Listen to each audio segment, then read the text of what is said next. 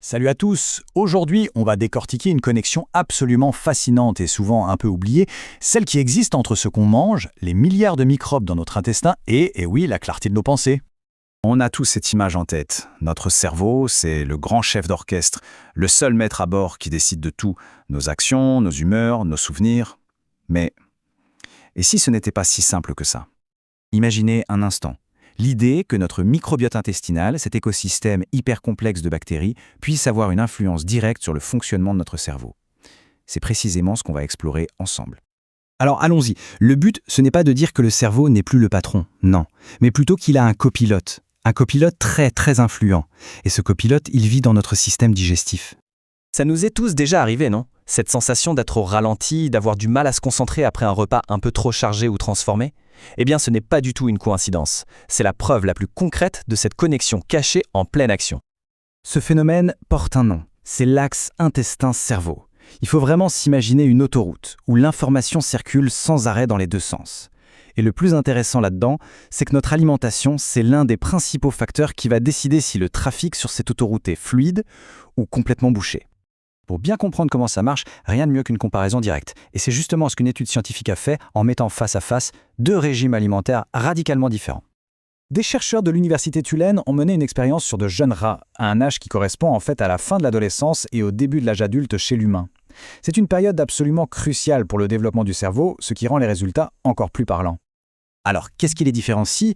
D'un côté, on a le régime méditerranéen, huile d'olive, plus du double de fibres, et un ratio oméga 6 sur oméga 3 super équilibré. De l'autre, le régime occidental typique, basé sur le beurre, les protéines de bœuf, beaucoup moins de fibres et un ratio d'acides gras complètement déséquilibré. C'est vraiment deux mondes.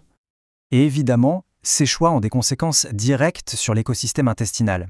Le régime méditerranéen a cultivé un microbiome diversifié, florissant, un peu comme un jardin bien entretenu. A l'inverse, le régime occidental a favorisé un état de dysbiose, où l'équilibre est complètement rompu. C'est comme si on laissait les mauvaises herbes envahir tout le jardin. Ce graphique montre bien les changements au niveau des grands groupes de bactéries, et on voit que cet équilibre est totalement perturbé. Bon, d'accord, l'intestin est différent.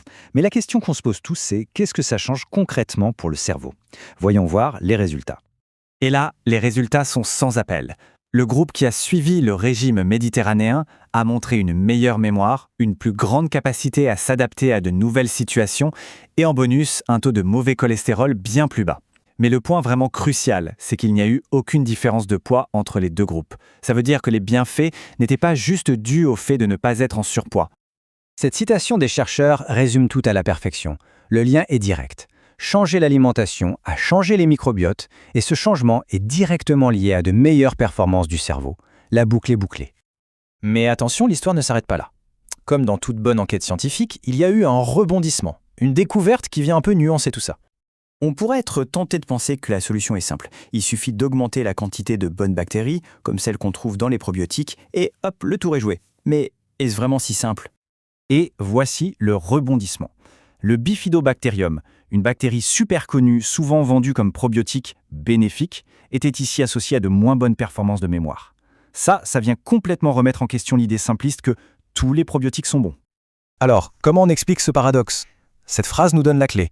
Le rôle d'un microbe n'est pas gravé dans le marbre, tout dépend de son environnement et de ce qu'il fait concrètement dans cet écosystème particulier.